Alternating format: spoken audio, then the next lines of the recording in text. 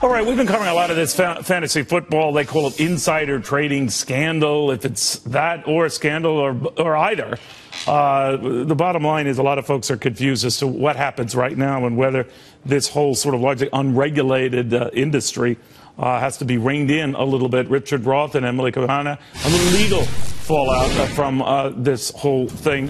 Emily, to you first on whether this is illegal. What this guy hopping sites, competitor sites, to trade on information that seemingly was proprietary and make better than $300,000 off it. Is that illegal?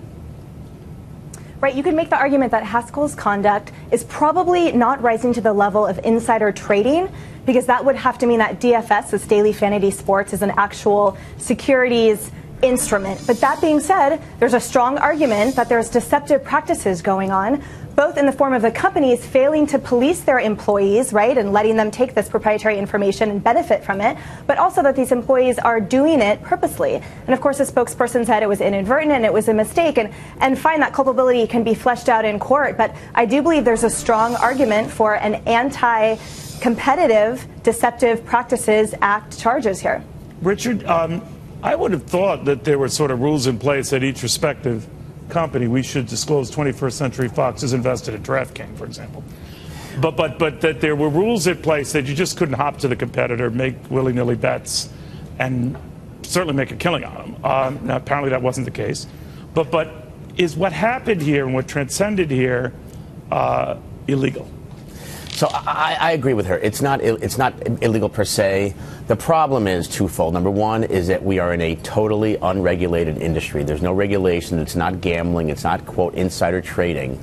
The second problem we have is the amount of attention these gambling sites are getting. If you watch the NFL on Fox, you see Fanduel, you see Fanduel, the two sites on every other commercial. The names I already forgot them. So they are very popular. And what's happening is there's now a calling for, listen, if these are legitimate and they're proper, then there must be a mechanism, be it internal or otherwise, to regulate them, because it is what was done here was not proper, no question about it. At the very least, and you guys are the lawyers, but I think the PR impact on all this, people using either or both sites are going to start saying, hey, it's a rigged game.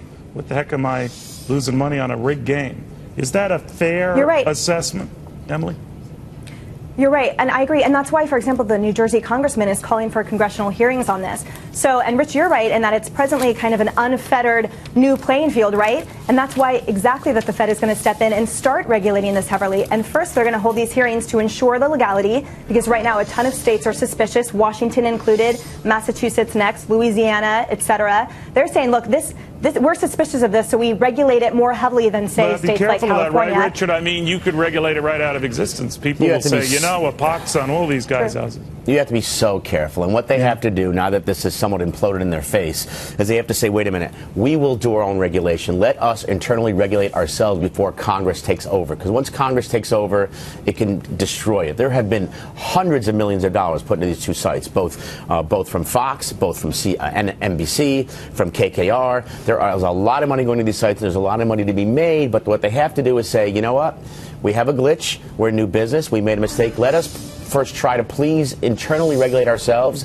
before Congress comes in and ruins us. All right, well, it might be too late for that, guys. We'll see, but I want to thank you both in the meantime.